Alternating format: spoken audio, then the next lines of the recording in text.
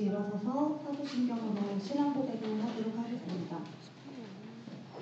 전능하사 천지를 만드신 하나님의 아버지를 내가 믿사오며 그 외아들 우리 주 예수 그리스도를 믿사오니 이는 성령으로 잉태하사 동정녀 마리아에게 나시고 본디오 빌라도에게 고난을 받으사 십자가에 못 박혀 죽으시고 장사한 3일 만에 죽은 자 가운데서 다시 살아나시며 하늘에 오르사 전능하신 하나님 공사에 계시다가 저희로서 산자와 죽은 심판하러 오시리라. 성령을 믿사오며 거룩한 공예와 성소와 성육통한 것과 죄를 사하여 교동문 47번 교독하시겠습니다. 교동문 47번입니다.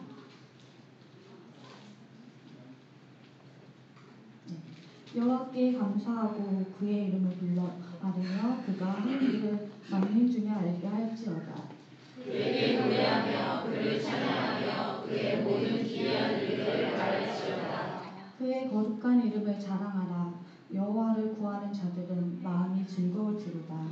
여호와와 그의 능력을 구할지어다. 그의 얼굴을 항상 보할지어다. 그의 종 아브라함의 후손 곧 택하신 야곱의 자손 너희는 그가 행하신 기적과 그의 이적과 그의 입의 판단을 기억할지어다.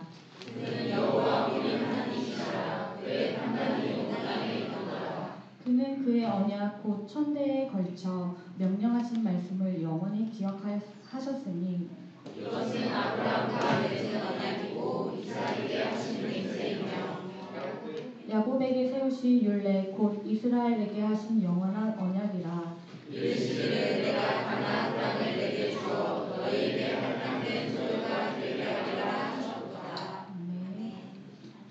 자리에 앉아 5분 동안 묵상기도 하시겠습니다.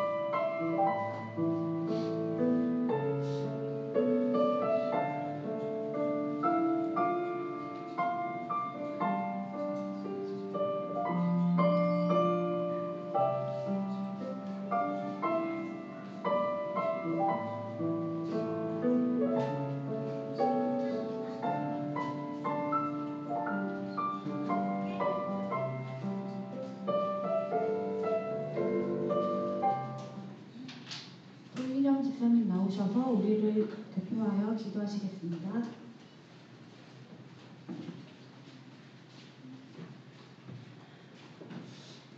기도드리겠습니다. 하나님, 이 시간 모여 예배드리게 하심을 감사드립니다. 하나님께서 주신 은혜를 누리며 한 주간 잘 살아보려 발버둥 쳤지만 우리의 마음 한 자락도 지키지 못한 저희를 긍휼히 여겨 주시옵소서.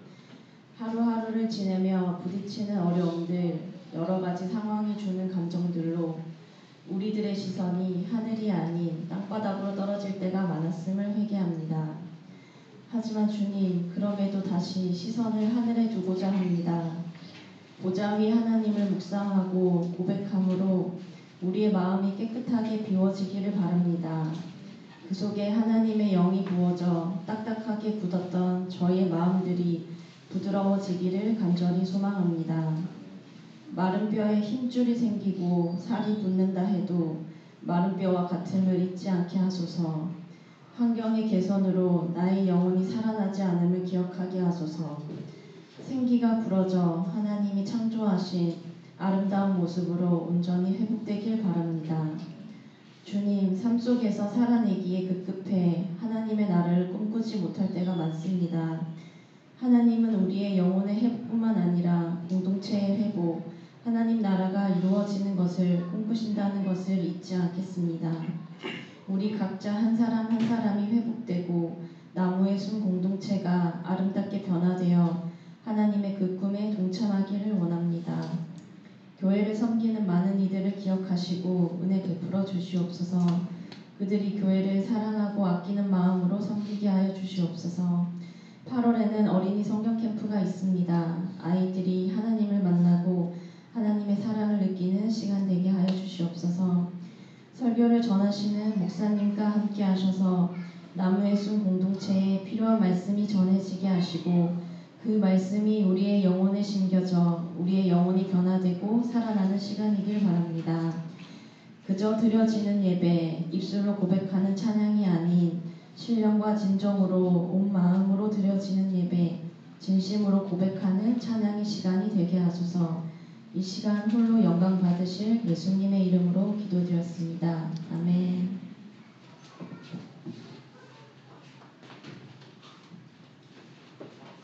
주기도문 하시겠습니다. 하늘에 계신 우리 아버지여, 이름이 거룩히 여김을 받으시오며 나라의 마옵시며 뜻이 하늘에서 이루어진 것 같이 땅에서도 이루어지리이다. 오늘날 우리에게 일용할 양식을 주옵시고 우리가 우리에게 죄진 자를 사하여 준 것 같이 우리 죄를 사하여 주옵시고 우리를 시험에 들게 하지 마옵시고 다만 악에서 구하옵소서. 내게 나라와 권세와 영광이 아버지께 영원히 있사옵나이다. 아멘. 찬송가 286장 찬송하시겠습니다. 잘 먹었다.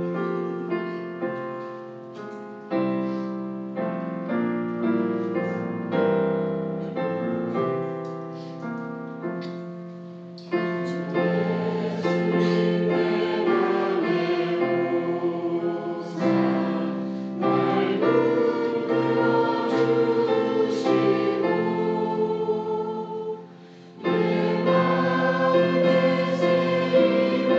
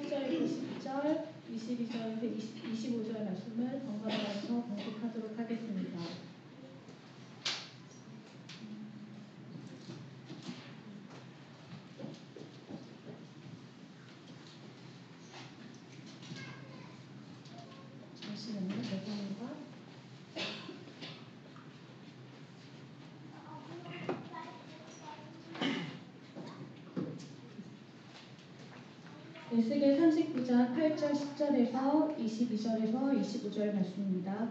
제가 먼저 봉독하도록 하겠습니다. 주 여호와의 말씀입니다. 볼지어다 그 날이 와서 이루어지리니 내가 말한 그 날이 이 날이니라. 이스라엘 성읍들에 거주하는 자가 나가서 그들의 무기를 불태워 살아내 큰 방패와 작은 방패와 활과 화살과 몽둥이와 창을 가지고 7해 동안 불태우리라. 다같이 봉독하시겠습니다. 이같이 그 무기로 불을 피울 것이므로 그들이 들에서 나무를 주워 오지 아니하며 숲에서 벌목하지 아니하겠고 전에 자기에게서 약탈하던 자의 것을 약탈하며 전에 자기에게서 늑탈하던 자의 것을 늑탈하리라. 주 여호와의 말씀이니라. 22절 제가 먼저 봉독하겠습니다. 그날 이후에 이스라엘 족속은 내가 여호와 자기들의 하나님인 줄을 알겠고 여러 민족은 이스라엘 족속이 그 죄악으로 말미암아 사로잡혀 갔던 줄을 알지라. 그들이 내게 범죄하였으므로 내 얼굴을 그들에게 가리고 그들을 그 원수의 손에 넘겨 다 칼에 엎드러지게 하였으되 내가 그들의 더러움과 그들의 범죄한 대로 행하여 그들에게 내 얼굴을 가리었었느니라. 그러므로 주 여호와께서 이같이 말씀하셨느니라. 내가 이제 내 거룩한 이름을 위하여 열심을 내어 야곱의 사로잡힌 자를 돌아오게 하며 이스라엘 온 족속에게 사랑을 베풀지라. 네, 목사님 나오셔서 설교하실 때 많은 은혜 받으시길 바랍니다. 안녕하세요. 왜 이렇게 더러? 오늘 세 가지 소개 잠깐 할까요? 저희 세 가족이 왔습니다. 효준이라고 95일. 우리 원래 95일엔 교회 안 오는데 잠깐만 일어나 볼까요? 효준이요. 반갑습니다. 오늘 가시면서 효준이 많이 교제해 주셨으면 좋겠어요. 오랜만에 너무 반갑습니다. 반갑고요. 오늘 반가운 분들 많이 보이네요. 여러분들 오랜만에 오신 분들 환영하고요. 지방에 계시다가 또 방문해 주신 분들도 환영합니다. 가신 분들도 있죠. 수진 3주 다 됐죠? 다음 주는 아마 또 뉴욕에서 예배 드리실 텐데 현장에 있다가 가시면 또 좀 더 온라인으로 가깝게 느껴지지 않을까 생각합니다. 온라인에 계신 분들 가끔 한국 오시거나 서울 오시면 현장 예배 한번 경험하시면 또 가깝게 느껴지는 부분이 있다라고 생각합니다. 오늘 에스겔서 말씀 함께 나눠보도록 하겠습니다. 에스겔 38장 39절인데 여러분 이런 본문은 정한 날부터 고민이에요. 읽으면서 그렇잖아요. 이렇게 감동적인 문장이 그런 건 아니잖아요. 근데 여러분 이 말씀이 여러분들에게 그냥 좀 지나가는 말씀인 경우가 많아요. 성경에서 누가 되게 망했다, 죽었다 이런 문장들이니까 지나가는 때가 많은데 되게 중요한 말씀이거든요. 좀 38장, 39장에서 좀 안 궁금하시겠지만 궁금하려고 좀 마음을 먹고 요 말씀이 무슨 의미가 담겼을까? 소화해 보고자 하는 열정으로 함께 들어보셨으면 좋겠습니다. 강의를 아무리 잘하고 설교를 아무리 잘해도 안 궁금하면 끝이잖아요. 그렇죠? 안 궁금한 거 알려주시는 게 재밌게 뭐가 있어요. 그래서 제가 이렇게 두려움이 있어요. 오늘 좀 함께 갑시다. 38장, 39장 읽으신 분들은 많겠지만 내용을 간단히 먼저 요약해보도록 할까요? 첫 번째 등장인물은 성숙한 이스라엘이 등장해요. 이스라엘이 어떤 이스라엘이에요? 그들이 열방이 흩어져 쫓겨왔던 곳에서 돌아와서 평안한 삶을 살고 있는 이스라엘이라고 표현합니다. 이것이 뭐가 회복된 것을 표현해요? 이스라엘의 선한, 공의가 회복된 것을 표현하죠. 그렇죠? 쫓겨났던 것에서 돌아와서 선한 삶을 살고 있어요. 이제 평안한 삶을 살고 있어요. 또 이들의 삶을 어떻게 표현하면요. 성벽도 없고 문이나 빗장도 없고 평안하게 살고 있다고 표현하거든요. 그러면 성벽, 문, 빗장이 없다는 게 뭘 상징해요? 이 둘 사이에 막힌 것이 없다는 것. 그들 가운데 사랑을 표현해요. 그러니까 서로 뭔가 경계를 해야 담도 쌓고 빗장도 하고 하는 거잖아요. 옛날에 약간 도둑 없는 말 이러면 사실 대문이 없고 이런 것도 우리나라에 있었잖아요. 이 마을 공동체에서 서로 간에 완벽한 신뢰가 있을 때 그것이 구현되는 거잖아요. 성벽도 없고 문도 없고 빗장도 없다는 것은 이들 가운데 뭐가 구현됐다는 얘기예요? 사랑이 구현된 것이 되는 거예요. 그러니까 여기에 어떤 이스라엘이 먼저 등장해요? 성숙한 이스라엘이 등장합니다. 이들은요 하나님의 뜻에 따라 많은 방향성을 갖고 있었기 때문에 그 쫓겨나는 것, 죄에 물들어 있는 것에부터 자유함을 얻어서 이곳으로 돌아왔고 여기서 하나님의 은혜 가운데 사랑의 공동체를 이루고 있는 이스라엘을 볼 수 있어요. 이런 이스라엘이 있는데 그 두 번째 등장인물이 누가 등장합니까? 이스라엘이 그런 곳을 살고 있는데 누가 등장해요? 곡이라는 왕이 등장하죠. 곡이라는 왕이 등장을 해서 그 지역을 완전히 통폐합시킵니다. 그 지역에 있는 모든 나라들의 이름들을 언급하죠. 그 지역을 다 장악해서 제국, 커다란 제국을 만들어요. 그리고는 딱 보니까 이 이스라엘은 어때? 성벽도 없어. 그쵸? 근데 풍요롭고 행복하게 잘 살아.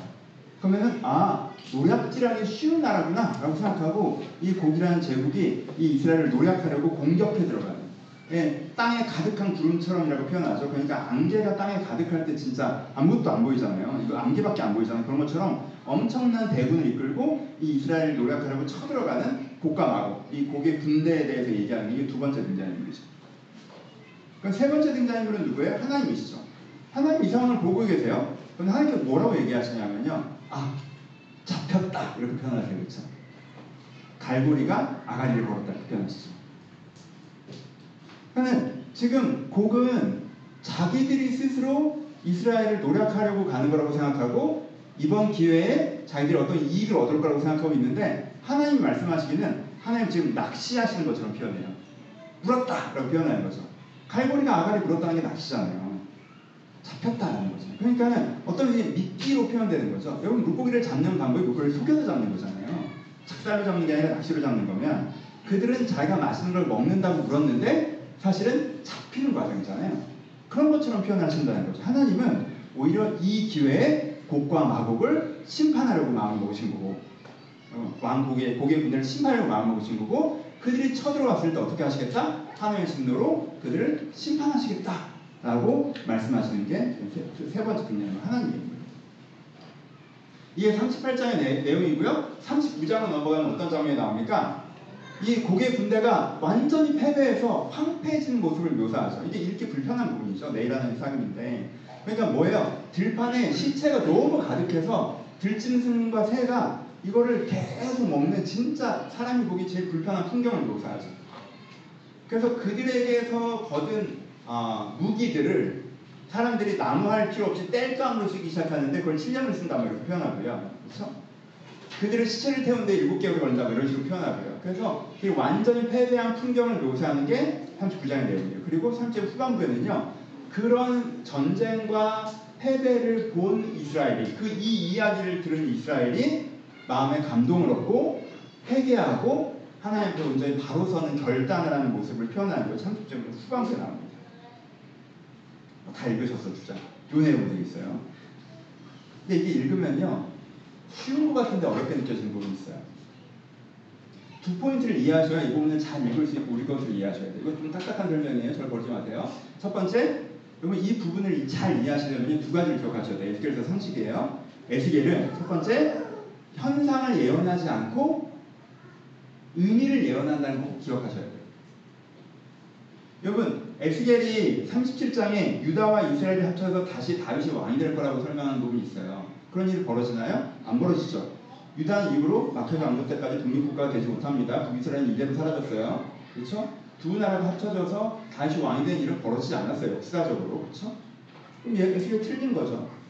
에스겔이 또 뭘 얘기하죠? 40장부터 에스겔 성전에서 환상을 얘기하죠. 이런 성전이 지어질 거라고 하고요. 치수까지 다 기록했어요. 높이가 얼마고 다 기록했어요. 근데 에스겔 성전은 한 번도 지어지지 않았습니다. 그렇죠? 지금 그 에스겔이 이야기하는 상징이라고 하는 건요. 실제 현상적으로 구현된 사건을 이야기하는 게 아니에요. 그러면 에스겔서를 오해하게 돼요. 에스겔서는요. 영적으로 일어날 사건을 예언하는 거예요. 그러면 북이스라엘과 남유다가 하나 된다라고 얘기하는 건 뭐예요? 진짜 그런 정치적으로 그런 국가가 성장된다는 게 아니라 이제 하나님의 은혜 아래서 모든 하나님을 믿는 사람들 하나님의 공동체가 만들어진다는 뜻이에요. 에스겔의 성전의 환상은요. 스룹바벨도 시도하지 않아요. 스룹바벨은 그 환상을 다 알고 있었지만 시도하지 않아요. 그 의미를 알고 있는 거예요. 스룹바벨은 성전을 지을 때 에스겔 모델을 짓지 않고 솔로몬 성전 모델을 짓죠. 그렇죠? 그러니까 애초에 그거는 상징적이라는 거 그들도 다 알고 있었어요. 그럼 성전을 상징하는 건 뭡니까? 하나님과 우리가 만나서 변화되는 은혜의 일들이 벌어진다라고 얘기하는 거예요. 그러니까 오늘 얘기하는 이 곡과 마곡의 전투도 먼 미래에 우리가 다시 잘 살게 되는데 또 전쟁이 벌어져서 그들이 침략해 들어와. 하지만 그때는 이길 거야. 이 얘기를 하는 게 그러니까 이게 의미상징이에요. 의미적인 이유예요. 그럼 그때 무슨 일이 벌어진다는 거예요? 벌써 몇 명 나 버렸어. 치사해. 같이 가요. 의미상징이에요. 뭐예요? 그때 어떤 일이 벌어진다는 거예요? 그때는 우리가 영적인 적들에게 패배하지 않고 영적으로 승리하는 일들이 벌어질 거라고 얘기하는 거예요. 그 의미를 얘기하는 거예요. 이게 첫 번째 기억하셔야 돼요. 두 번째 기억하셔야 되는 건 뭐냐면요. 이게 성경에서 미래를 얘기할 때 미래가 아닌 경우가 훨씬 더 많아요. 이거 어려워요? 그러지 마요. 약속해? 여러분, 알파와 오메가라고 하나님 자기를 표현하실 때 있죠. 있는 것을 미래라고 표현하는 거예요. 이거를 여러분들 쉽게 이해할 수 있는 건 마블이 큰 역할을 했어. 다 아시죠? 시간선 바깥. 네. 그러니까는 우리 영원하신 하나님, 미래의 소망, 천국의 소망을 얘기할 때는요, 시간선 안에서 몇천 년 뒤를 얘기하는 게 아니라 시간선 바깥을 얘기하는 거예요. 그러니까 이렇게 되면 어떻게 되는 거예요? 아브라함에게 일어났던 하나님, 과거의 일을 얘기해도 그 과거가 과거가 아니라 현재와 미래가 되는 거죠. 아브라함에게 일어났던 하나님은 지금도 동일하셔서 지금도 똑같은 일을 하시는 거고, 미래도 동일하셔서 미래도 똑같은 일을 하시는 거죠. 그래서 과거에 대해서 얘기하는 것 같지만 그게 오늘에 대한 얘기가 되는 거죠. 우리가 이걸 편안하게 하잖아요. 아브라함 얘기를 하지만 아브라함 얘기를 하자는 게 아니라 오늘 우리에게 하나님 어떠신 분인가를 얘기하는 거잖아요. 그렇죠? 그렇죠? 그러니까 이렇게 되면 어떻게 되냐면요, 미래의 곡과 마곡의 전투에서 그들이 어떻게 승리했다라는 얘기를 하지만, 나중에 걔들은 좋겠다, 걔들은 이겼구나, 이 얘기를 하자는 게 아니라, 그들이 승리했던 승리 법칙이 우리에게도 지금 그대로 적용되는구나가 되는 거예요. 그들에게 있었던 전쟁이 우리에게도 있구나, 그들에게 있었던 승리 법칙이 우리에게도 적용되는구나로 얘기하는 거예요. 그래서 이 알파와 오메가, 처음과 나중이신 하나님을 이야기하면서 미래를 얘기할 때는요, 걔네들은 좋겠다라는 시간선의 미래를 생각하시면 안 되고, 그렇게 되는 거구나, 그럼 나도 지금 그렇게 해야겠네 라고 되는 거예요. 그러니까 지금 어때요? 이야기를 읽어보시면 38장에서는 유대인들이 벌써 회복돼서 아름답게 하는데 쳐들어와서 이긴 얘기를 하는데, 미래 얘기죠. 근데 그 이야기를 듣는 오늘 포로로 끌려온 유대인들이 그 이야기를 듣고 회개하고 결단한다라고 마무리를 짓고 있잖아요. 이게 가능해지는 거죠. 왜? 우리는 졌는데 니는 이기니 좋겠다가 아니라, 저렇게 하면 되는 거였구나. 내가 오늘도 나에게 영적인 전투가 있으니까 저들이 했던 것처럼 우리도 싸우고 우리도 이겨야겠구나 라는 식으로 적용이 되는 거예요. 그러니까 이 본문을 읽으실 때 진짜 역사에 일어날 사건, 이런 군대가 있어서 얘들을 쳐들어왔는데 이겼대. 여러분, 이게 우리와는 뭔 상관입니까? 우리나라에 있었던 옛날 전쟁도 신기하다 이 정도로 바라보는데, 이게 실제 벌어지도 않았던 전투에 대해서 이겼다 졌다, 그 미래에 일이 일어난다, 이게 우리한테 무슨 감동이 있겠어요? 그렇게 읽으시면 이 본문이 영적으로 놓치는 거고, 그게 아니라 이 본문은 뭘 얘기를 하는 거예요? 시간선의 미래라고 얘기했죠. 그럼 당연히 우리도 해당되는 거죠. 오늘 우리에게도 벌어지는 영적인 전쟁에 대해 얘기하고, 그 전쟁을 우리가 어떻게 이겨가야 되는가에 대해 얘기하는 게 38장, 39장의 핵심이에요. 그러니까 이 관점에서 오늘 본문을 보셔야 됩니다. 그러니까 이 적용적인 관점에서 봅시다. 다시 보세요. 그럼 우리가 어떻게 적용을 해야 되는가?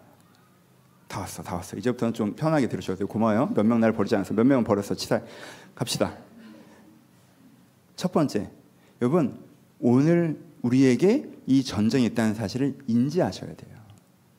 곡과 마곡의 전쟁은요, 모두에게 매일처럼 벌어지는 일이에요.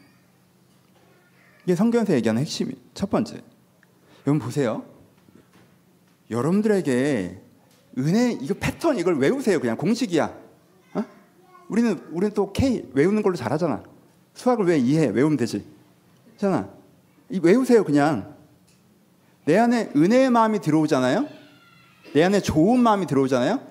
그럼 여러분들 안에 있는 모든 미성숙함이 군대처럼 일어나서 이 좋은 마음을 노력하려고 합니다. 이건 공식이에요. 이건 패턴이에요. 그냥 내 안에 좋은 마음이 들어오잖아요. 그럼 내 안에 있는 모든 미성숙함이, 내재되어 있었던 미성숙함이 예비군 소집 나팔 울린 것처럼, 야, 좋은 마음이 들어와서 큰일 났대 하고 쫙 모여가지고 얘를 없애려고 달려들어요. 내 안에 사랑의 마음이 딱 하나님께 나에게 사랑을 주셨어. 내 안에 사랑의 마음이 딱 들어왔어. 그러면요, 내 안에 그 반대쪽에 이기심, 교만, 어리석음, 안일함, 게으름, 불안, 집착, 욕심, 계획, 비교, 편견, 악한 습관, 이런 갑자기 내가 그렇게 별로인 사람이 아니었던 것 같은데 쫙 일어나. 그리고 이 사랑의 마음을 빼앗으려고 해요. 패턴이 그래요. 내 어떤 소망의 마음이 딱 들어왔어.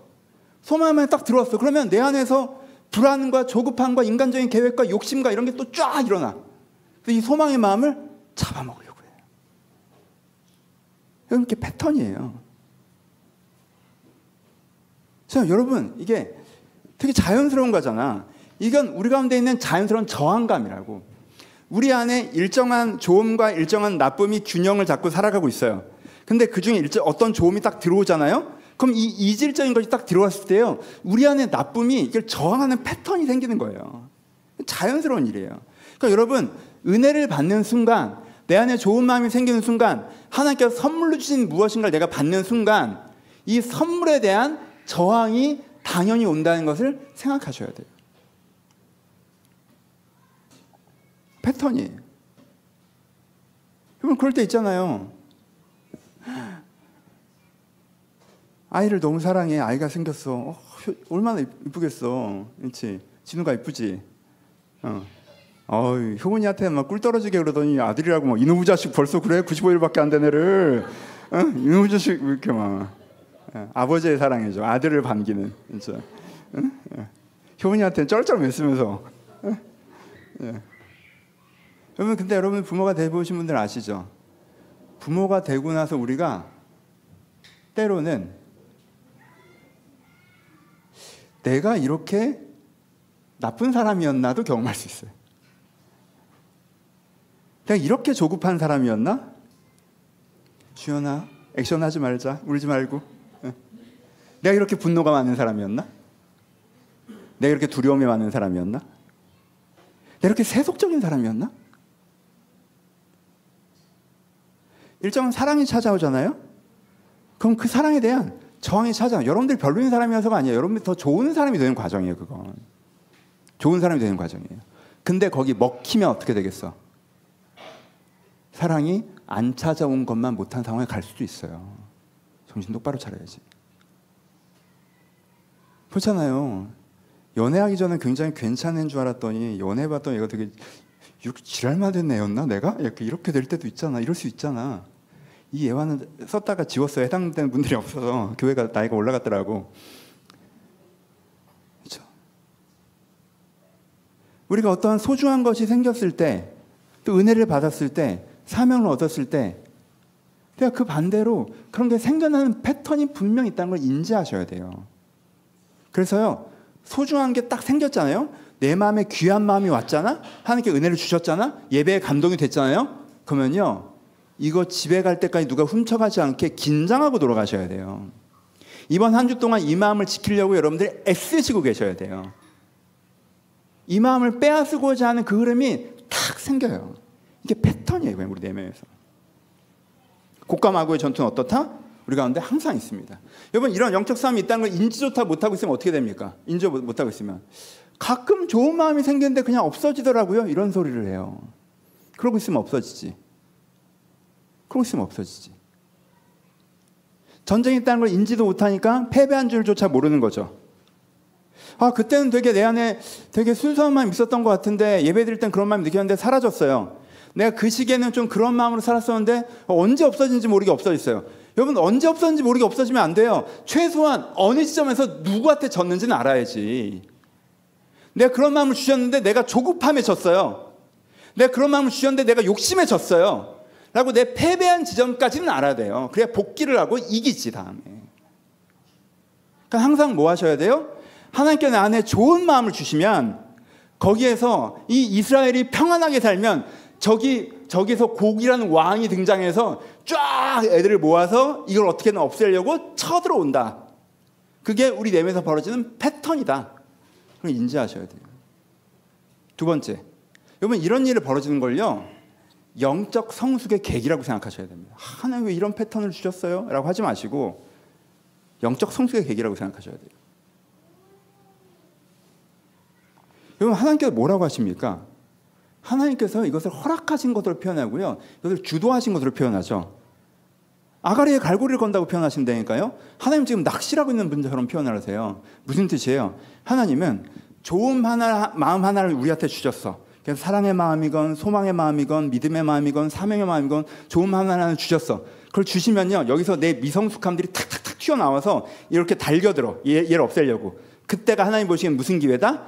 내 안의 미성숙함을 때려잡을 수 있는 기회다. 여러분, 평소에 내 안의 미성숙함은요, 이렇게 내 안에 이렇게 스며들어 있어서 잘 안 드러나요. 일상적인 상황에서. 내가 얼마나 미성숙한 사람인지 스스로 인지하지 못하고 살아간다고. 그게 발동하지 않으니까. 숨어 있다고. 숨어 있는 미성숙함을 어떻게 우리가 잡나요? 근데 이런 계기가 딱 생기면요, 그때 그것이 쫙 올라온단 말이야. 그럼 그때 내가 뭘 알아요? 아까 얘기한 것처럼 내가 이렇게 조급한 사람이었나? 내가 이렇게 욕심 부리는 사람이었나? 내가 내 자신을 알게 되죠. 내 미성숙함이 보인다고. 그럼 내가 지키는 태도로 가잖아요. 그러면 그 기회에 그걸 고칠 수가 있어요. 그러니까 하나님은 뭐 하고 싶으세요? 제 표현이 천박해도 죄송해요. 하나님 일타쌍피를 하고 싶으세요. 내 안에 좋은 마음을 주셔서 이것들이 지켜지는 것과 함께 이 계기로 내 안에 미성숙함을 드러내고 그것을 잡고 싶어 하세요. 이 두 가지를 동시에 하고 싶어 하세요. 하나님께서 이 성숙한 이스라엘을 지키시면서 동시에 고개 아가리를 끌어내고 싶어 하신다. 그럼 나도 어떻게 해야 돼요? 내 안에 은혜의 계기가 있으면요, 은혜의 계기가 왔어, 내가 좋은 마음이 생겼어, 그러면은 그냥 평화롭게 푸른 초장 쉴만한 물가에서 이 좋은 마음대로 살 거라고 생각하시면 안 되고요, 이 좋은 마음을 빼앗고자 하는 내 내적인 도전이 있을 거라고 생각하시고, 근데 이 도전은 오히려 내가 내 안의 미성숙함을 깨닫고 내 안의 미성숙함을 극복해내기는 계기가 될 것이라고 생각하고 이것을 바라보셔야 돼요. 그럼 여러분, 죄송해요, 이 표현밖에 없어요. 그럼 진짜 일타쌍피가 돼요. 얼마나 좋은데. 그렇죠? 얼마나 좋은데. 세 번째, 이건 조금 더 적용적으로, 이걸 잘 하려면요, 지켜야 할 것이 무엇인지 명확하게 알고 계셔야 돼요. 이건 앞에서 얘기를 하고 넘어갔지만 다시 한번 강조할게요. 내 명령을 받아 이방에서 나와 평안히 거주하는 땅이라고 이 이스라엘을 표현하고 계시죠. 이 이스라엘은요, 하나님께서 지금 너무 사랑스러워하시는 상태죠. 내 명령을 받아서 이방에서 나와서 평안히 거주하고 있는, 담과 빗장이 없는, 너무 하나님께 좋아하시는 상태란 말이에요. 그렇죠? 이게 이게 지금 하나님이, 그리고 이스라엘이 우리가 지켜야 되는 그거죠. 그렇죠? 이걸 명확하게 감각하고 계셔야 돼요. 그러니까 여러분들 안에, 다시 앞으로 돌아가는 거예요. 여러분 안에 그럼 진짜 하나님께서 내게 주셔서 내가 지금 되게 지켜야 되는 마음이 뭔지에 대해서 되게, 이게 그렇구나라고 머리가 아니라 그 감정까지 딱 기억하고 계셔야 돼요. 되게 중요해요. 하나님께서 요즘에 여러분들에게, 이거 지난주에도 똑같은 얘기, 지난주 기도 제목 이거였죠. 하나님께 여러분들 주신 마음이 뭐예요? 하나님께 여러분들 주신 마음. 하나님께 지금 나에게 뭐라고 하십니까? 하나님께 올해 나에게 무슨 말씀을 주셨어요? 어떤 분들은 새해 말씀 카드 뽑으면서 이게 나에게 주신 말씀을 고백하신 분들 계시죠? 지난 6개월 동안 살아오시면서 저와 교제하시면서 하나님께 요즘에 저에게 이런 마음을 주시는 것 같아요 라고 말씀하시는 분들도 계시죠? 여러분들 스스로 사실 하나님께 요즘에 나에게 이런 걸 원하시고 내가 이러길 바라시고 나에게 이런 위로와 소망을 주시고 하나님께 주신 마음이 뭔지 아시는 분들 계시죠? 그걸 감각하셔야 돼요. 어떤 분들에게는 이게 그냥 구체적인 어떤 상황일 수 있어요. 내가 이 사람들에게 이렇게 해야 되는구나, 내가 이 상황에서 이렇게 해야 되는구나 라는 분들도 계시죠. 하나님께 그게 지금 여러분의 핵심일 수도 있어요. 어떤 면에서는 영혼에 대한 관계일 수도 있죠. 하나님께 내가 사실 이런 사람이구나, 하긴 나에게 이런 진심을 주셨구나. 삶에 대한 걸 수 있죠. 하나님께 이 시기에 나를 이렇게 하고자 하시는구나, 내가 지금 이런 삶을 살아야 되는 거구나. 여러분들이 딱 잡히는 게 있단 말이에요. 그러면 그걸요 되게 쫙 붙잡으셔야 돼요. 그걸 지키는 거예요. 그걸 지키는 거예요. 여러분들, 이게 좀 높아지면 말씀드릴게요. 이걸 모르면요, 마음을 지킨다고 했을 때 다른 생각들을 하세요. 그러면 여러분들이 하나님 주신 마음을 지켜야 됩니다라고 얘기하는데, 하나님께서 요즘 나에게 뭐라고 하시는 거에 대한 감각이 없는 분들은 두 가지를 생각하시는데, 하나는 뭐예요? 요즘 일반인들이 생각하는 여러분, 일반인들이 생각하기에 나를 지키는 건 뭐예요? 요즘 한국 사람들이 생각하는 나를 지키는 거, 자기 계획과 목표에서 내가 해야 될 일을 하는 걸 나를 지키는 거라고 해석해요. 사람들은. 나를 지키는 게 뭐야? 운동하는 거예요. 나를 지키는 게 뭐야? 제가 뭘 언제까지 어떤 사람이 되려고 했는데 그때까지 내가 뭘 그래서 매일매일 뭘 했어야 되는데 그걸 게을러서 안 한 거예요. 그게 제가 저를 못 지킨 것 같아요. 여러분, 지금 이 성경이 그게 틀렸다는 게 아니라 잘못됐다는 게 아니라 최소한 이 말씀에서 그 얘기하는 건 아니죠. 내가 더 나은 삶을 위해서 내가 해야 될 목표와 계획에서 오늘의 역할을 나를 지켰다고 표현하지 않아요. 근데 이 부분을 명확하지 않고 가면 대화는 나를 지키는 거에서 목사님 되게 좋은 얘기하러 갔는데 자세히 들여다보니까 본인이 떠올린 건 자기가 계획하고 목표했던 것에서 오늘 하려고 했던 걸 하는 걸 나를 지키는 걸로 표현하더라고. 그 얘기를 하는 건 아니죠. 이 말씀에서는. 그치? 그건 좋은 거지만. 또 하나. 어떤 분들은 나를 지키는 거에 대해서 어떻게 생각하냐면 어느 정도 기독교 문화에 익숙하신 분들은 뭘 떠올려요? 내가 도덕적 기준을 잘 지키고 살아가는 것이 나를 지키는 거라고 생각해요. 여러분들이 갖고 있는 도덕이 뭡니까? 여러분들이 갖고 있는 도덕. 여러분이 갖고 있는 도덕의 핵심은 그냥 내가 있잖아요. 사회적으로 내 역할을 잘하고 관계에서 예의 바르고 문화적으로 보수적이고 신앙적인 의무를 다하는 것. 이게 요즘 그리스도인들이 갖고 있는 도덕이죠. 그렇죠? 그래서 내가 내 밥벌이 잘하고 내 할 역할 똑바로 하고 있고 그리고 내가 사람한테 뭐 피해 준 적 없고 예의 바르게 잘하고 내가 문화적으로 보수적으로 살아가고 그리고 내가 신앙적으로 해야 될 의무를 다하고 있으면 나는 내 마음을 지키고 있는 것이다 라고 생각하시는 경우들이 있어요. 근데 이거 정확하게 누가 한 거예요? 부자 청년이 한 거죠. 바리새인이 한 거죠.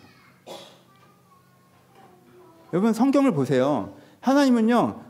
그 당시에 유행하는 도덕적인 기준을 잘 지킨 다음에 내가 지킬 걸 잘 지켜가고 있어라고 생각하는 사람들을 제일 걱정하셨어요. 예수님은. 차라리 사회적 도덕에서는 문제가 있다고 생각하는 많은 사람들, 사마리아 여인이나 그 많은 사람들에서 오히려 뭐라고 해요? 넌 중심이 되게 좋구나 이렇게 표현하세요. 보는 뷰가 다르다고. 여러분 지금 방금 얘기했던 건요. 괜찮은 사회인이란 뜻이에요. 그렇죠? 자기 밥벌이 잘하고 다른 사람한테 피해 안 주고 그렇잖아요. 문화적으로 사회적으로 해가 끼치는 행동을 하지 않고 여러분 좋은 사회인이란 뜻이에요. 영혼과는 상관없는 거예요. 여러분들의 목표에 따라서 열심히 달려서 살고 계신 거? 그럼 그거는 개인이 주체적인 삶을 살고 있는 거죠. 그건 그 사람이 영혼과는 상관없는 거잖아요. 그럼 상관없는 거예요. 그러니까 하나님께서 여러분들에게 지금 지키라고 주신 마음이라고 하는 건 여러분들이 어떤 목표를 향해서 무엇을 향해 달려가고 있어서 지금 내가 그걸 잘하고 있다. 그런 거 아무 상관없고 그건 여러분들 개인 본인한테 좋은 거고 여러분들 욕망에 관한 거고 그거는 개인 욕망에 관한 걸 왜 여기서 얘기를 해. 이거는 사회에서 내가 어떤 사람인가에 대한 거고 그거 말고 영혼에 대한 거. 하나님께서 여러분들을 하나님께서 창조하신 그 아름다운 모습으로 회복해 나가려고 하시는 그 과정에서 오늘 여러분들 하시는 이야기가 있어요. 그걸 감각하시고요. 그걸 붙잡으시고요. 그걸 지켜야 돼요. 그걸 지키는 징검다리를 계속 타고 가다 보면요. 어느 지점에서 내 안에 하나님께서 창조하신 그 모습이 많이 회복되어져 있는 걸 경험할 수 있어요. 그걸 하셔야 돼요. 그럼 이건 굉장히 상대적인 거예요. 굉장히 상대적이에요. 보세요. 어떤 사람에게는요. 포기를 지키는 게 마음을 지키는 거였어요. 에스겔을 하고 있으니까 너무 좋죠. 이 사람들한테 마음을 지키는 게 뭐였어요? 포기를 지키는 거죠. 다 돌아가고 싶어해. 돌아갈 수 있다고 얘기해. 돌아가고 있다고 설교한 설교자가 있어. 그 설교가 더 마음에 들어. 근데 내가 뭘 지켜야 돼? 마음을 지켜야 돼. 하나님께 주신 마음. 어떤 마음? 포기하는 마음. 못 돌아가. 2년 안에 돌아가는 건 안 되는 거야. 그건 놔야 돼. 그거 내 거 아니야. 그 포기를 지키는 게 그 사람한테 마음을 지킨 거였어요. 우리는 일반적인 상식으로 생각하면 뭔가 희망하고 도전하고 그게 하나님의 뜻인 것처럼 상식적으로 생각하죠. 여러분 그 상식 붙잡고 쓰던 사람들이 자기가 마음을 지켰다고 착각했죠. 그건 아까 얘기했던 것처럼 자기가 생각하는 도덕을 지키는 거예요. 그러니까 제가 계속 뭐 하는 거예요? 감각하셔야 된다는 거예요. 하나님께 주신 은혜로 이게 하나님께 주신 거구나. 이렇게 기도 중에 내가 감각된 게 있어야 돼요. 근데 이 사람들한테는 포기였죠. 그건 하나님께서 말씀하신 게 맞았어. 에스겔이 말은 맞아. 에스겔을 통해서 하나님께서 말씀하신 게 맞아. 포기가 하나님께 주신 마음이야. 내가 이걸 지켜야 돼. 이렇게 되는 거죠. 어떤 사람이 희망을 갖는 거예요. 여러분 사람마다 다르죠. 심지어 같은 사람인데 타이밍 따라 다르죠. 예루살렘 성이 무너졌어요. 다 끝났구나. 망했구나. 이젠 끝이다. 체념하자. 바벨론에서 그냥 먹고 사는 거지 뭐. 먹고 사는 거야. 먹고 사는 건 괜찮아. 바벨론에서 우리를 괴롭히는 거 아니야. 인생 별거 없어. 그냥 견디는 거지. 포기하면 편해. 그러니까 놀려고 그래. 근데 하나님께 뭐라고 하셔? 마른 뼈가 살아나는 한 장을 보여주죠. 포기하면 안 된대. 영적인 희망을 가지래. 변화될 수 있대. 여기서도 그리스도인으로 살아가야 된대. 희망을 주죠. 마른 뼈의 환상을 주죠. 그럼 어떻게 해야 돼? 그 희망을 지키는 게 이 사람에게는 하나님께서 마음을 주신 마음을 지키는 거죠. 여러분 어떤 사람에게는 쉬는 게 하나님의 주님께서 주는 마음을 지키는 거죠. 로뎀나무 아래 엘리야가 누워 있어요. 하나님께 그에게 뭘 바라십니까? 먹어라, 자라. 다시 일어났대. 또 먹어라, 또 자라. 하나님께 그에게 요구하신 건 딱 하나죠. 먹고 자라는 거죠. 쉬라는 거예요. 그때 엘리야가 지금 제가 먹고 잘 때입니까? 이러면 주님께 주시는 마음을 못 지키는 거예요. 한 말씀을 똑바로 해서 제가 지금 음식이 밥에도 이러면 주님께 주시는 마음을 못 지키는 거예요. 지금 쉬어야 대화가 돼요. 쉬어야 주와 함께 달려갈 수 있어요. 지금은 쉼을 주신 거예요. 지금 행복을 주신 거예요. 그럼 그걸 내가 지켜야 돼요. 뛰고 싶어도, 생각이 복잡해도. 하나님 지금 내가 쉬게 생겼어요. 지금 이세벨이 지금 저러고 있는데 그럼 나중에 생각하시고 쉬어야 돼요. 그때 그게 주님께 나에게 주신 마음을 지키는 거예요. 기도원의 306사 이때는 뭐 싸우는 게 주님께 주신 마음을 지키는 거예요. 300명인데 뛰어가래. 안 될 것 같은데? 지금 몇만 명 있는데 300명인데 뛰어가래. 어떻게? 항아리에 횃불을 든 다음에 막 소리를 지르고 막 가서 항아리를 짱 깨트리래. 그러면은 그 사람들이 놀라서 막 이렇게 할 거래. 안 놀라면 우리는 300명이고 저기는 3만 명인데 안 놀라면 항아리 300개 깨진다고 그 사람들이 그렇게 놀라려나? 근데 그때는 어떻게 하는 거야? 안 되면 어떡하지? 라는 생각을 내려놓고 항아리를 들고 항아리 차라리 물맷돌을 주지. 근데 내게 주신 마음이 항아리를 들고 가라는 마음이면 그 항아리를 들고 가는 마음을 지키고 항아리를 깨는 게 내 마음을 지키는 거예요. 여러분 이걸 아셔야 돼요. 막연한 기독교 세계관, 막연한 도덕적 기준, 그걸 지키면서 내가 지켜가고 있지 뭐 내가 뭐가 문제야, 이런 도덕적 기준을 못 지키는 자들이 문제인 거지. 그건 부자청년이고. 근데 지켜도 별거 없는 것 같은데 내 마음에 변화 없어 그냥 지키는 거지. 그건 부자청년이고. 하나님께 지금 나에게 내 영혼의 변화 성수를 위해서 하시는 말씀이 분명히 있단 말이에요. 그거에 예민하게 반응해내셔야 돼요. 그것을 지켜가시는 거예요. 그 마음을 주시잖아요. 그럼 여러분 안에 사탄이라고 표현합시다. 이 고개의 군대가 그 마음을 뺏으려고 확 일어난단 말이야. 그럼 그때 이 마음도 지키고 전도 때려잡고 그래서 내가 한 걸음 더 성숙하고 요거 한 3번 하시잖아요. 그럼 여러분들이요 다 내면적으로 도약해 있습니다. 딴 사람이 되어 있어요. 그걸 아셔야 돼요. 너무 길게 했다. 좀 빠르게. 넷째, 내가 공격하는 것이 무엇인지 명확하게 인지하셔야 돼요. 로스, 메색, 두발, 곡, 바사, 구스, 봇, 고멜, 도갈마 이런 족속들의 이름을 쭉 나열하죠. 뭐 기병대와 방패병 이렇게 얘기하죠. 그러니까 나를 공격하는 주요 세력이 무엇인지는 영적 상징성이에요. 여러분 사람마다요. 내 안에 좋은 마음을 내가 내 미숙함으로 뺏기잖아요. 그렇죠? 근데 걔도 나잖아. 내 미숙함과 내 악함이잖아. 현재에는 진정한 나는 아니지만 근데 걔도 나잖아요. 사람마다요 미숙함의 주력 부대가 있어요. 여러분들 안에 고개 기마대가 있다고. 그렇지? 어떤 사람은 뭐예요? 어떤 사람은 그냥 분주함이에요. 이게 기마대야 기마대. 아무리 좋은 생각을 쫙 해도 아무리 좋은 생각, 어떤 은혜를 받았어. 근데 어떤 은혜를 받아. 막 그 마음을 마음에 품어. 어떤 사랑을 느껴. 어떤 소망을 봤어. 근데 이제 집에 가다가 나 뭐 해야 되고 생각이 쫙 가. 그 분주함의 기마대가 중앙을 딱 돌파해. 그럼 월요일부터 아무 생각이 안 나. 이 사람이랑은요 영적인 논쟁을 하면 안 돼. 그냥 분주하게 하면 그냥 끝이야. 다 잊어버려. 어떤 사람은 그래요. 어떤 사람은 이기성이에요. 어떤 사람은 좋은 생각을 하다가도 갑자기 되게 이기적인 사고를 발동해요. 근데 이게 나한테 이익이 되나? 한 생각을 딱 들어가요. 그래서요 모든 생각이 거기서 멈춰요. 어떤 사람은 어리석음이에요. 이 어리석음은 자기는 똑똑하다고 생각해. 근데 자기는 똑똑하다고 어떤 사고방식의 체계가 있어. 그래서 무슨 은혜를 받아도 그 사고방식에 때려 넣어. 그래서 그 공장에서 한번 돌리잖아요. 그럼 똑같은 제품이 찍혀져 나와요. 어리석어요. 이 어리석음이 극복이 안 돼. 그러니까 내가 나를 무너뜨리는 뭐가 있어요? 거기에 주력 부대가 있단 말이에요. 그걸 파악하시는 게 중요해요. 그래서 그게 발동하실 때에는 요건 한번 의심해보자라고 생각하셔야 돼요. 내가 내 생각이 막 돌아가세요? 근데 이게 단점이야? 전 약간 그렇거든요. 그럼 제 생각이 돌아가면요 아무리 설득력 있어도 한번 멈추려고 노력해요. 왜? 나는 이걸로 전 어리석거든요. 여러분 머리가 빨리 돌아가는 게 어리석은 게 아니에요. 지 생각이 맞다고 생각하는 게 어리석은 거예요. 진짜 어리석어요 사람이. 이게 있단 말이에요. 내 단점이. 그 부분들에 대해서 내가 파악하고 있어야 돼요. 그래야 승리할 수 있습니다. 5번째, 이게 제일 중요하죠. 여러분, 이 전쟁에서 이기는 방법이 뭡니까? 내 마음을 지키는 방법. 지금 내 마음을 지켜야 된다. 이 전투에서 이겨야 된다고 얘기했는데 지키는 방법이 뭐예요? 여러분, 이 두 마음을 가지고 하나님 앞에 서는 거예요. 두 마음을 가지고. 여러분, 혼자 딱 있어. 내가 혼자 딱 있어.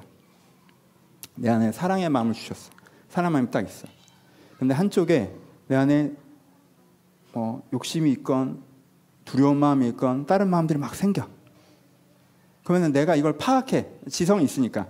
아, 이게 내가 지켜야 되는 진심이고 저게 내가 해결해야 되는 고개 부대다. 라고 내가 인지가 됐어. 인지가 되면 없어지나?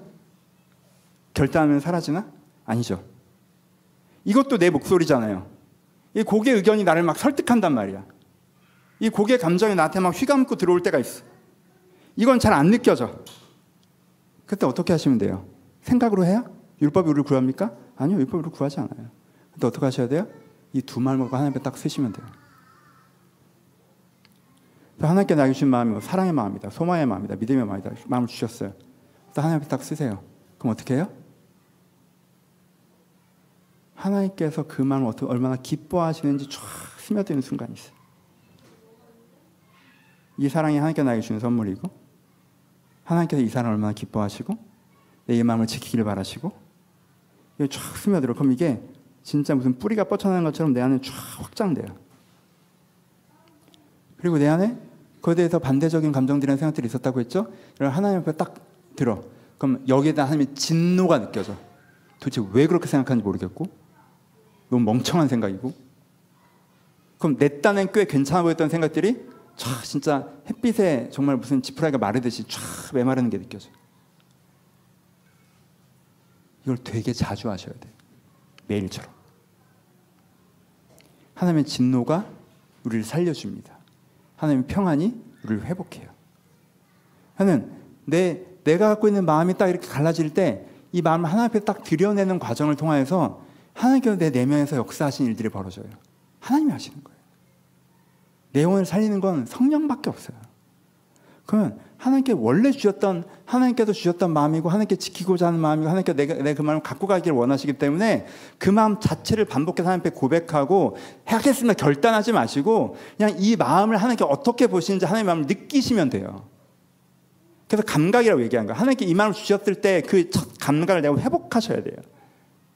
그럼 이 마음이 내 안에 뿌리 내려요. 이게 내 진심이 되고 진심만 되는 게 아니라 진심에서부터 쫙 올라나서 내 마음에 진짜 가지게 쫙 나무가 푸르르게 펼쳐지는 것처럼 내 내면의 전반을 딱 장악할 수 있게 해주셔야 돼요. 거기까지 가야 돼요.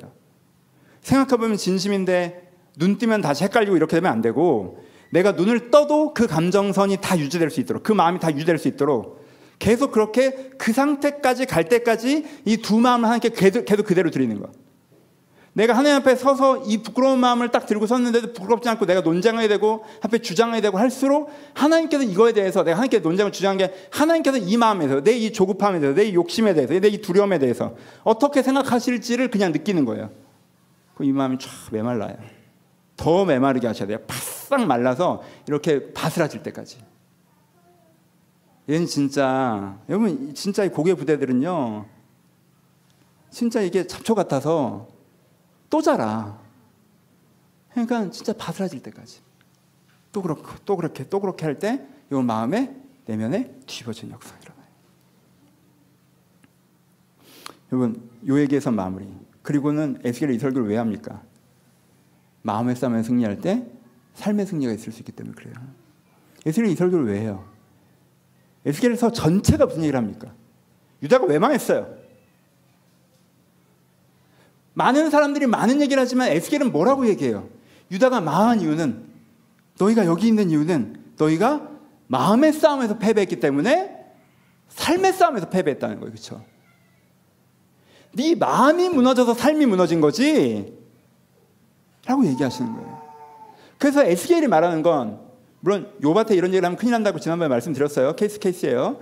여러분들 모두에게 해당되진 않아요. 하지만 이 맥락에서는 여러분들이 마음의 싸움에서 무너져서 삶이 무너진 케이스이기 때문에 뭐가 있어요? 여러분들의 마음의 싸움에서 승리하면 삶의 싸움에서 승리할 수 있다는 거예요. 그렇죠?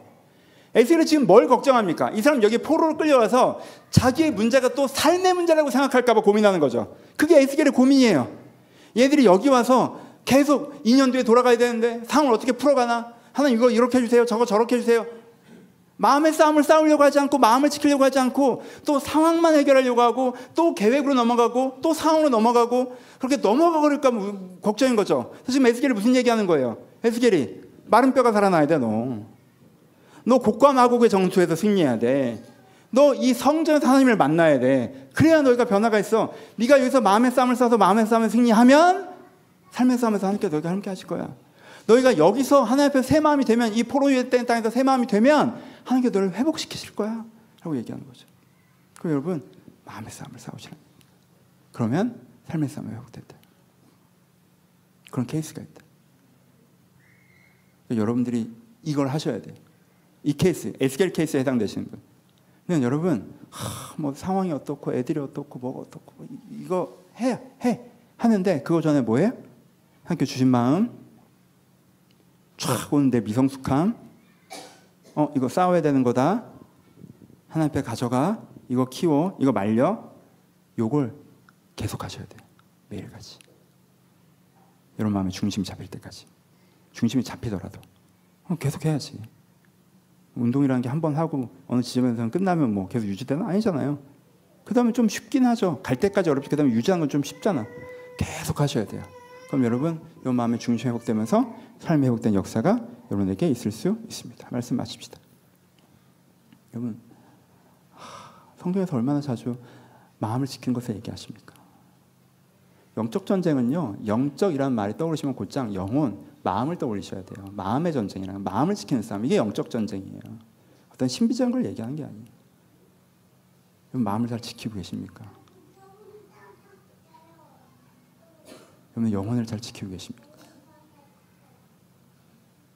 이걸 지켜야 된다는 생각을 갖고 계십니까? 그러면 어떤 부분이 지켜야 되는 부분이고 어떤 부분이 싸워나게 되는지 전선에 대한 이해가 있으십니까? 내가 꼭 지켜야 되는 게 뭐고 내가 물리쳐야 되는 게 뭔지에 대한 이해가 있으십니까? 너무 잘하고 계세요. 여기까지만 와도요. 여러분 너무너무 잘 되고 있는 거예요. 이거 안 되는 분들 되게 많아요. 곡을 지켜. 하나님과 싸워. 뭘 지켜야 되는지 뭘 싸야 되는지 몰라. 그냥 구경해. 요즘 마음이 이래요. 요즘 마음이 저래요. 저는 마음 가는 대로 살아요. 여러분 요즘 마음 이래요. 요즘 마음 저래요. 마음 가는 대로 산다고요? 그거 여러분 마음을 방치하고 사는 거예요. 그렇지 않아요? 뭐해? 방치하고 사는 거예요. 그렇죠? 그렇게 하시는 거 아니에요. 마음을 지켜야 돼요. 내가 그렇잖아요. 여러분 이거 마무리할게요. 내가 몸에 대해서 내 몸이 어떻게 되는지 그냥 내버려둬. 그냥 놔둬. 살다 보니 거북목이 됐네요. 살다 보니 뭐 그냥 관절이 안 움직여요. 저는 몸 가는 대로 살아. 이게 몸 가는 대로 사는 거예요? 몸을 방치하고 사는 거예요? 이상적인 상태가 어떤 상태인지 알고 거기 일정한 노력으로 저항을 해서 그 상태를 유지하는 게 몸을 소중히 하면서 사는 거죠. 여러분 마음을 소중히 하면서 사는 게 뭐예요? 마음 가는 대로 사는 거예요? 오늘 마음이 이러니까 오늘 이렇게 하고 내일 마음이 이러니까 내일 저렇게 하는 게 그게 마음을 소중히 여기는 거예요? 아니에요. 그건 마음을 방치하고 사는 거예요. 내 이상적인 마음이 뭔지 아셔야 돼요. 내 이상적인 마음을 알고 그 마음 상태를 유지해내면서 사는 게 마음 가는 대로 사는 거고 마음을 소중히 하면서 사는 거예요. 그걸 아셔야 돼요. 그때 여러분들이 하나님 안에서 하나님 사람으로 설 수 있습니다. 말씀 마십시다. 저는 아까 읽었던 본문을 되게 좋아해요. 아까 읽었던 처음 읽었던 본문. 저는 가끔 이렇게 다시 봐요. 너무 원해. 이 고개 군대들이 다 죽고 그 무기들을 불태우는 장면. 제발 좀 내 안에 어리석음 이렇게 활활 타게 하소서. 내 안에 이런 미련함들이, 내 안에 욕심과 조급함과 내 안에 좋은 마음들이 떠올라도 이렇게 큰 선물을 주셔도 그것들을 공격하는 내 안에 이 미성숙함들이, 사람이 미성숙할수록 고개 군대가 세력이 센 거잖아. 하나님 이 고개의 부대를 불태워 주시옵소서. 내 안에 있는 이 고개의 군대가 패전하게 하여 주시옵소서. 그 모든 무기와 전차들이 불타오르는 장면을 내가 보게 하여 주시옵소서. 여러분 안에 모든 미성숙함, 여러분들을 잡아 끌고 있는 그 나약함들이 하나님 앞에서 무너져 내리게 하여 주옵소서. 여러분 이런 감정선을 가지고 38장 39장을 다시 보세요. 이 말씀 얼마나 우리가 피가 튀게 하는지. 하나님 정말 다 죽여버려 주시옵소서. 사람이 죽는다고 생각하니까 우리가 불편한 거지. 내 안에 이 수많은 나약함과 미약함들이 다 죽어 짐승의 먹이가 되는, 내가 나를 힘들게 하는 이 모든 죄악과 이 어리석은 본성들이 정말 다 죽어 사라지는 그 소망을 가지고 여러분들 읽으실 때 이 싸움을 싸워나갈 용기가 생깁니다. 그리고 그런 모든 전쟁에도 불구하고 전쟁이 일어났었어? 라고 할 만큼 소중히 지켜진 이스라엘의 모습처럼 우리 안에 하나님께 주신 소중한 은혜가 잘 지켜지는 상상하면서 읽으시면 우리가 기쁜 마음으로 이 말씀을 붙잡을 수가 있어요. 저는 에스겔 38장과 39장을 되게 사랑합니다. 승리의 메시지이기 때문에 그래요. 때로 우리가 지지만, 내적 싸움에서 우리가 얼마나 자주 패배합니까? 때로 우리가 지지만 이길 수 있고 이기는 게 맞다라고 우리가 말씀해 주기 때문에 그렇습니다. 그래서 내적 싸움에서 패배할 때마다 오히려 이 말씀을 붙잡고 힘을 낼 수 있는 것이 38장과 39장 말씀입니다. 여러분들에게도 이 말씀이 선물이었으면 좋겠습니다. 오늘 한 주간 또 마음이 무너지셨던 순간들이 있으십니까? 내가 원래 가져야 되고 지켜야 되는 마음들을 놓치고 다른 마음 가운데 헤매셨던 순간 있으십니까? 38장 39장을 붙잡으십시오. 하나님께서 이기게 하실 것입니다. 여러분 어리석은 마음들 그의 노여움 앞에 내버릴 때 그것이 마를 것이고 그런 아름다움을 하나님의 평안 가운데 내버릴 때 그것이 자랄 것입니다. 그렇게 이번 한 주간 한편 내 마음을 더 아름답게 만들어가는 여러분 되시기를 주님의 이름으로 축복합니다. 우리 같이 찬양하시겠습니다. 뒤에 불 좀 꺼주시고요.